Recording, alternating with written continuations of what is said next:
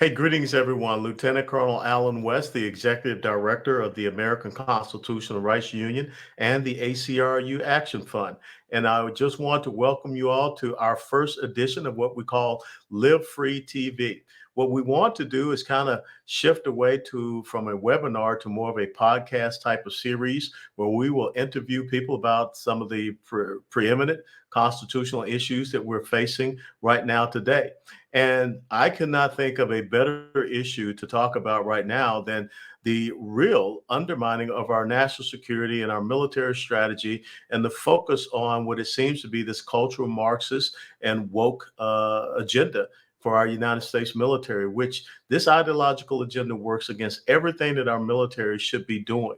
And especially now when we see so many of our geopolitical foes, namely China, Russia, Iran, North Korea, and don't forget Islamic jihadism, still out there on the move. So today we're going to start off this series with our first guest, and that is Major General Joe Arbuckle, United States Army retired. Major General Arbuckle, welcome to Live Free TV. Well, thank you, Colonel and former Congressman West. It's a real pleasure and honor to be with you. Well, let me just give everybody a little bit of your background. Major General Joe Arbuckle, United States Army retired, entered the Army as a private in 1969. Following basic training, he went through advanced individual training and officer candidate school as a combat engineer. He deployed to Vietnam as an infantry first lieutenant, serving as an infantry advisor to Team 22 with the South Vietnamese Army. Thereafter, he attended ordnance missile system training and spent most of his career in the missile field. During his last 10 years on active duty, he served as an Army strategist, focusing on national level strategy and logistics at the highest levels. General Arbuckle commanded units in the continental United States of America and overseas at every rank from lieutenant to major general, with his first command being in Vietnam. He served in the Army for 32 years because he liked the challenges, the excitement, the variety of jobs, high levels of responsibility, and most of all, soldiers. His awards and decorations include the Defense Distinguished Service Medal, Bronze Star for Valor with 2 oak leaf clusters, 6 Legions of Merit, 4 Meritorious Service Medals, 2 Vietnamese Crosses of Gallantry with silver stars, the Combat Infantryman's Badge, the Army Basic Parachutist Badge, and he has been inducted into the United States Army Officer Candidate School, Engineer, Ordnance, and Army Material Command Halls of Fame.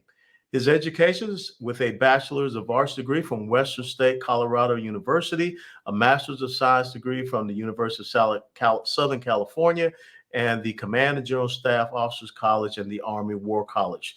He has been married for 49 years and has 2 adult children and 3 grandchildren. What an incredible and an impeccable career. And I can't think of anyone better to talk about this issue that we see in our military with this invasion of cultural Marxism. You started this organization probably about 3 or 4 years ago called the Flag Officers for America. Can you tell us a little bit about Flag Officers for America? Certainly.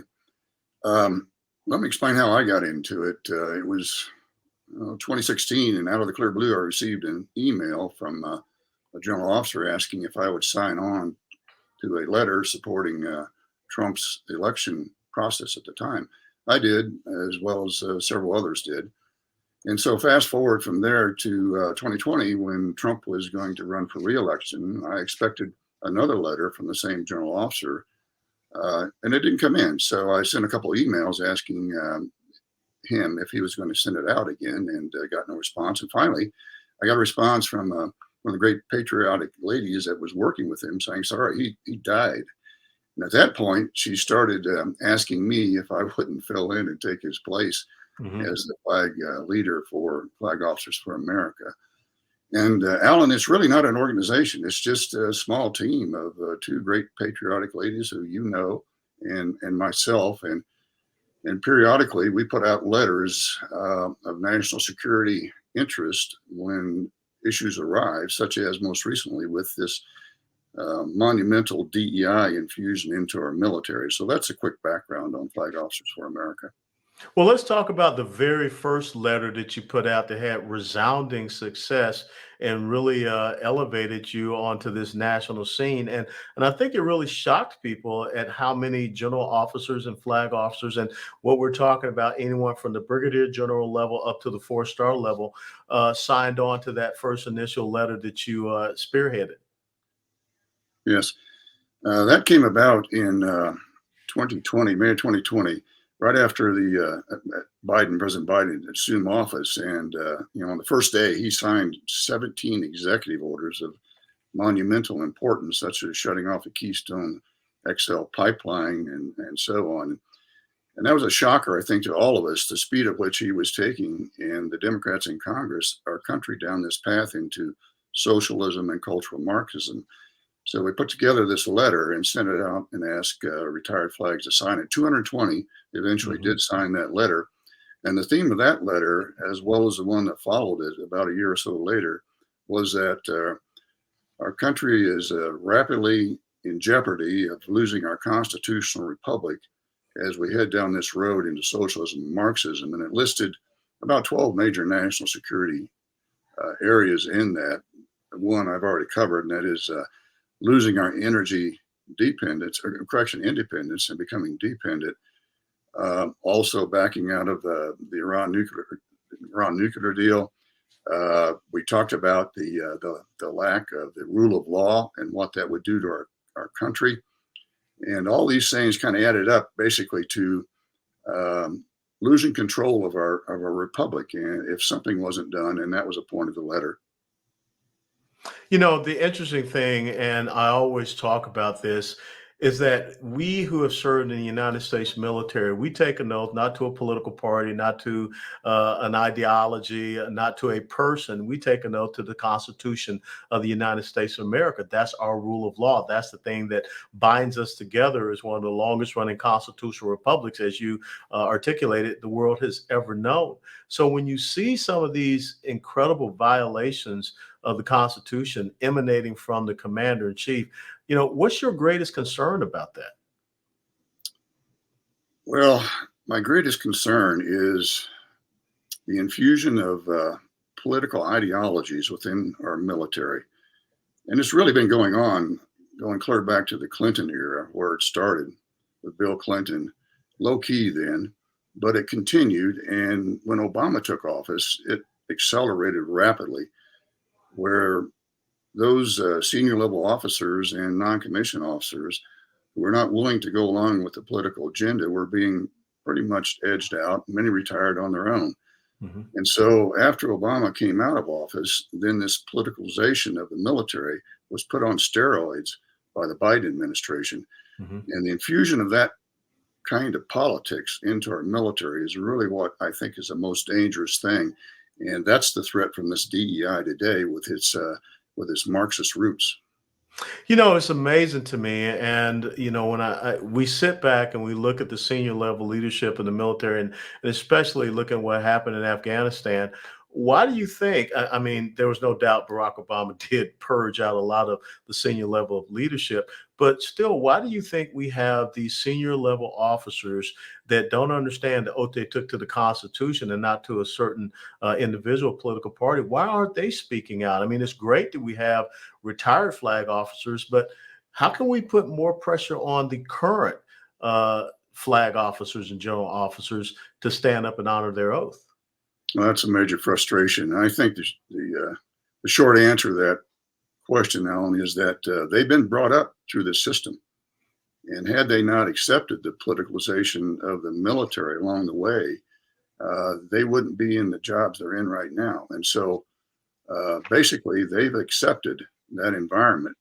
And as you and I look at our oaths very differently, being to the Constitution, not to the political system or anybody in the political system, as you've already said quite precisely. So I just think it's ingrained, and it's been going on so long. That's the challenge we're facing right now. And those that didn't agree with the politicalization, as we've already talked about, they're gone. It's interesting because Secretary of Defense Lloyd Austin, as you know, is a retired 4-star general. And I remember him as Colonel Lloyd Austin. He commanded the 3rd Brigade, the 505th Parachute Infantry Regiment of the 82nd Airborne Division when I was stationed at Fort Bragg. He was someone that, me as a major, I mean, I looked up to him saying, man, I hope one day to, put those, the Eagles on my shoulders and be a brigade level commander. But, you look and see what is happening today. A Secretary of Defense in Lloyd Austin that has sent out a memo saying that female soldiers, sailors, airmen, Marines, they need to be prepared to use latrine and shower facilities with biological males. I mean, this is a complete turnaround, or maybe it wasn't, but a complete turnaround to me of the person that I knew as a brigade commander in the 82nd. Have you seen that trend with a lot of these up and coming senior officers? Well, I'm afraid that trend does exist. And let's go back to the debacle in Afghanistan as an example. When that happened, we Flag Officers for America, a little team, put together a letter that basically called for the resignation of Secretary of Defense Austin, as well as the Chairman of the Joint Chiefs, Milley, because of the roles that they played in that decision, which was tragic. It should have never happened. It was perfectly avoidable. It was a date put on a calendar to get out of country. I think it was by the 31st of August. And so in the letter, it said, getting to your point, that they had two choices when the president said, do it, execute that order.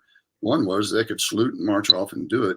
Or the other was, knowing that it was all the severe consequences that were going to come from that decision, knowing it was a wrong decision, they could have resigned in protest. And that was the decision point right there for them. And they chose to remain on active duty, execute the order, and we know what happened as a result. Yeah, absolutely. So we had 13 of our brave, 11 Marines, a soldier and a sailor who lost their lives unnecessarily. I spent 2.5 years in Afghanistan. I just don't understand how we allowed that incredible debacle to occur, which will go down in history. And, on top of that, I know that another issue that you all were very involved in. And of course, I came along and said, not everyone gets to be a general officer in the military. And there's a lot of us that are senior officers, senior non-commissioned officers. And that's why we formed a committee to support and defend so that we could dovetail off of what you all have done and expand this reach as well. So when I think about the COVID shot and the detrimental effects it has had on a lot of our members of the military, it was an unconstitutional, unethical, immoral, and unlawful order that was given to our men and women. And, to this day, I think it did worse things for our readiness than it did to improve it. Absolutely true. I think we can cut those in decision, the top level decision positions at the time, a little slack in doing what they did initially, because the information was very sketchy. But as time passed, just as we got into the COVID period, more and more evidence was surfacing about the illegality of the vaccine based on it being an emergency use order authorization, as well as the medical side effects of taking it. However, the Department of Defense never backed off their position and said, well, in view of the current evidence, let's change our position, make this vaccination voluntary, which is what should have been done. But they stuck to their guns. And that's what's wrong about the whole thing. And on top of that, DOD is not addressing any remedies for those who were harmed by the mandatory vaccination policy. And that's totally wrong. It's absolutely wrong. And not only does it affect that service member, but it also has an adverse effect on the family members as well.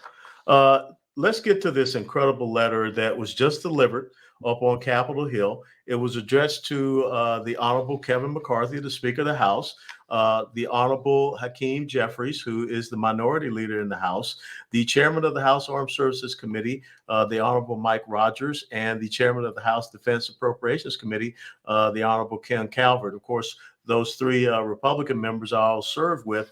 And the letter that you set up, and I'll read a little bit from the press release. As flag officers who have fought for our nation, the officers are sounding the alarm that DEI, diversity, equity, and inclusion, poses a serious danger to our military's warrior ethos and is degrading warfighting readiness. They argue the equal opportunity and meritocratic system that judges people not based on skin color or any other identity characteristic, but rather by their character, performance, and potential has been battle tested for generations and proven essential for military success. Conversely, DEI policies and practices are rooted in cultural Marxism, which promotes divisiveness, not unity in the ranks, and must be eliminated from the Department of Defense.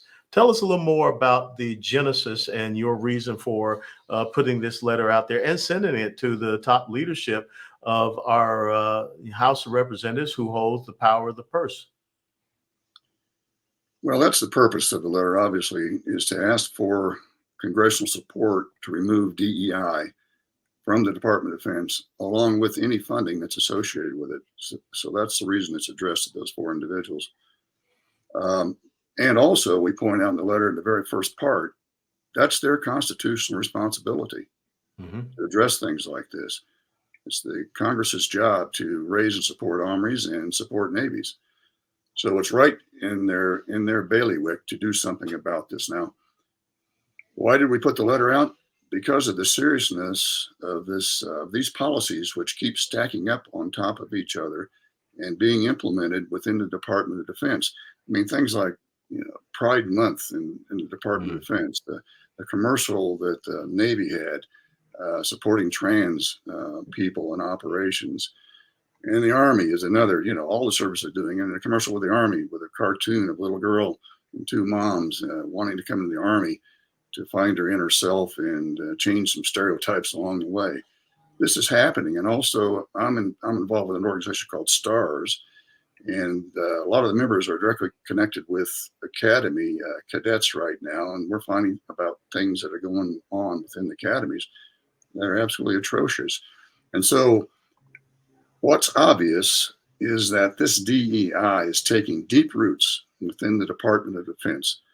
And if we don't get it stopped right now, it's going to forever, in my opinion, ruin our warrior ethos, which is the heart and soul of what it takes to fight as a successful fighting force, as you well know.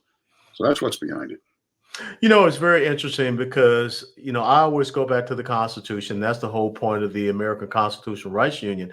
And you articulate in the letter, as you just said, the constitutional, the enumerated duty and responsibility of the Congress when it comes to our military to raise up and to fund, those elements of our military, the Army and the Navy, of course, back then, and the Marine Corps was part of the Navy. And then later on, 1948, we have the Air Force. But nowhere in the Constitution, nowhere in the enumerated duties and responsibilities in Article 1 for the legislative branch does it talk about ideological agendas. And I think that what we see happening is that United States taxpayer money is being used to promote and advance an ideological agenda, not the capability and capacity of our military to go out and confront its enemies, to fight and win wars. That's really our mission. So do you think this is a message that the American people can understand, that their taxpayer dollars are being misused to promote this ideological agenda, which, as you say, is more divisive than it is unifying? Yes, and that's one of the purposes of the letter, of course, is to get information out before the general public in a way that they can understand what it means to their Department of Defense and their safety and security. As well as the impact of diverting their taxpayer dollars away from everything that's associated with readiness and putting some of that money into these social programs. So yes, I do think so. And,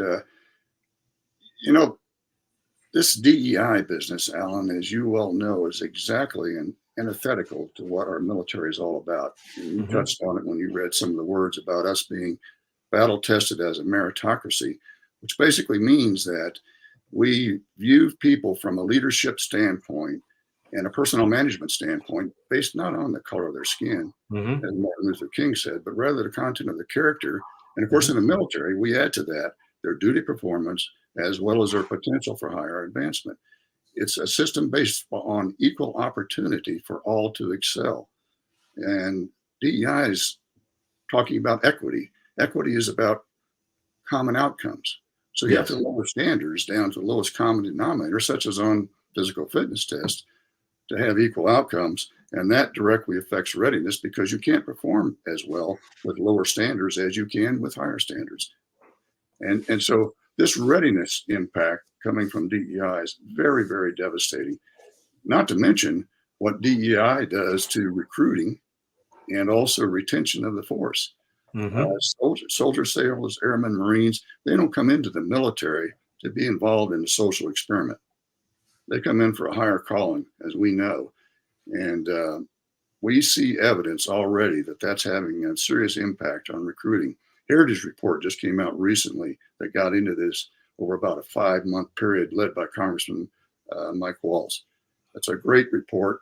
It deals with service and retention and readiness. And I would offer anyone to read that would want to get some details about this very, very topic.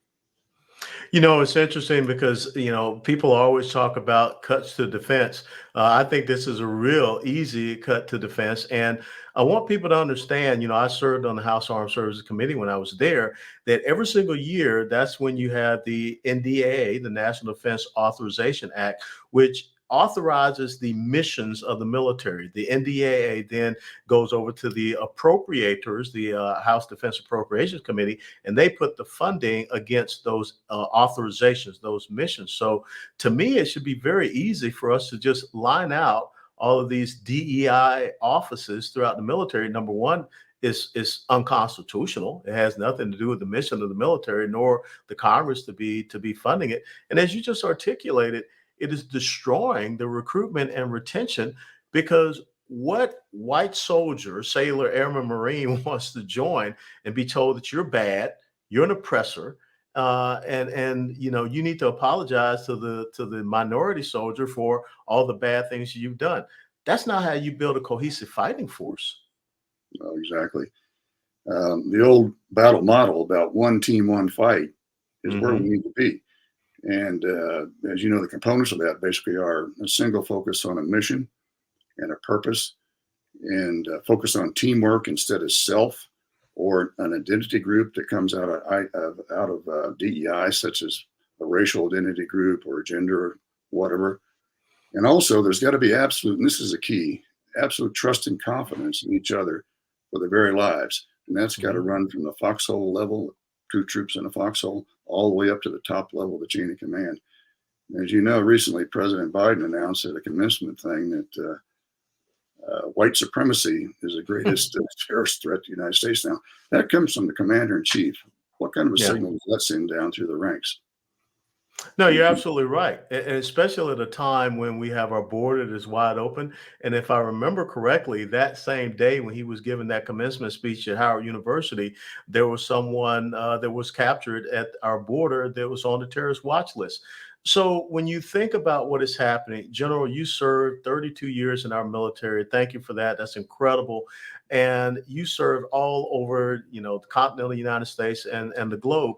How do our enemies see us when they can pick up the paper and read that, President Biden is saying that white supremacy is the number one terrorist threat, or, we're focusing on all of this, these equality of outcomes instead of preparing and training our military, and they know that we're not meeting our recruiting and retention levels. What do you think they're saying in China, Russia, Iran, North Korea, and the Islamic jihadists that are still out there? Well, they're probably applauding. Let me bring two more points into that. In our letter regarding the debacle in Afghanistan, that surrender, we pointed out that that action is going to embolden our enemies, such as those you just mentioned, China, Russia, Iran, terrorists, and North Korea, and it's going to cause our allies not to trust us any longer. Well, fast forward now with all this DEI stuff to your question. I'm sure they're delighted about what we're doing in our military when we take our eye off the bubble, which is readiness and being prepared to fight and win our nation's wars, and putting it on these social experiments. And I'll guarantee you that the Chinese Communist Party, the People's Republic Army, and the Russian Army, they're not encumbered by DEI or anything like that. And they put the best in charge, the best behind the controls in a fighter pilot, in a fighter aircraft, and they have the best leaders that they can actually put out there on the field. And if you don't mind, I'd like to make another point that comes back to the audience being able to understand some of the military implications. and that is professional sports. Look at Mm. professional sports, the National Basketball League, the National Association, National Football League. They're about 70 to 75% black players. The Hockey League is about 94% white. Now, why is that? Because their mission is to win games. And so the coaches put the best possible players on the field so that they can win. Why does that model also apply to our military, where the consequences of losing is not a game? It could be the loss of our country, at worst case, catastrophic losses of life and destruction. Meritocracy wins games and it wins wars. It's been proven time and time again, and that's what we need instead of DEI. No, you're absolutely right, sir. And it's incredible. Your letter, the Flag Officers for America letter on this DEI issue, has over 160 journal officers and flag officers as signatories. And the accompanying letter from the rest of us retired guys from the Committee to Support and Defend has a little over 500. So I think there are people that realize this is an issue, and more names are being added to the Committee to Support and Defend side, because we realize how incredible this is a pivot point for our military, its success going forward. So final thoughts from you on where you see our national security, where you see our military readiness, and how important is the next election cycle, the 2024 election cycle? Well, the next election cycle, to your last question, is absolutely critical in turning this around, Colonel West. We're in this situation right now because of the last election, obviously. These DEI and diversity and equity programs are coming from executive orders. There's there's 3 of those that came from Biden, and Obama started the first one, the 4th one during his term. That's what's causing this, executive orders. And so the point is, these are political decisions, and the only way to turn it around is with different outcomes in the political elections. And how do I see this going? It's going to be a tough fight to pull this out, because this DEI is so ingrained right now within our military. It's going to change. I think it's going to take a change of leadership at the very top to set the tone for the rest of the people in the military that, no, this is not appropriate, and we need to turn our focus back to readiness and warfighting. Do you think that we're going to have to see a major shift change in the senior military leadership of our forces if there is a political change on top of that as well? I suspect that's going to be required because, as you and I know, there's something in the military called command climate. And the way an organization, the military, operates has an awful lot to do with who's in charge of it, the values that they display, their character, how they treat people, where they put their priorities. That's command climate. And the same model applies at the very, very top of our Department of Defense. That's where it's at. But we must remember the Secretary of Defense works for the Commander-in-Chief, the President. And so the command climate ultimately comes from there. You're absolutely right. Major General Joe Arbuckle, how can people follow you at Flag Officers for America and also your STARS organization? Thanks for asking. It's Flag Officers for America.com. It's all one word. And we have a nice website with our letters there. And then STARS is STARRS.us. Another good website, and the letters are posted there, as well as a link to yours, by the way, Colonel West. And we're asking people who are not generals, retired generals and admirals, to come to your site and sign on, because that's tremendously valuable, because any person, whether they're a veteran or a civilian, can come to your site and sign that letter. And we encourage people to do that. And people that want to sign on that are not flag officers and general officers, you can go to theacru.org and also the Committee to Support and Defend.org, where you can sign on to that letter, because we need to send an incredible message that this diversity, equity, and inclusion programs should not be part of the 2024 National Defense Authorization Act. They should not be funded. It is unconstitutional. It's an ideological agenda, and American taxpayer dollars should be going to make sure that we can get out there and have the best possible fighting force, and not an ideological force based upon a leftist agenda. Major General Joe Arbuckle, I just want to thank you so much for joining us here at Live Free TV, and I wish you all the best, sir, and Army strong. You bet, sir. Hooah, my pleasure. Hooah, airborne all the way, sir. Yeah, all the way. Thank you.